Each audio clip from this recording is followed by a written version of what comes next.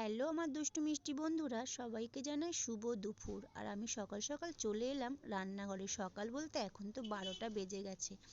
আর দেখো চিকেনের আলুটা ভেজে নিয়েছি, আর এদিকে ভাতটাও কিন্তু আমার হয়ে গেছে, তো গ্যাসের উপরে বসানো আছে।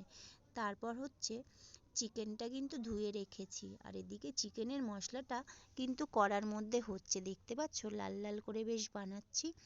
তো একটু লাল লাল না হলেও ভালোই লাগে না। আর কী কী মশলা দেওয়া হয় তোমরা তো সবটাই জানো, আর যারা কিন্তু একেবারে জানো না অবশ্যই আমাকে কমেন্ট করে একটু জানতে পারো আমার কাছ থেকে, আমি কিন্তু সবটাই বলে দেব।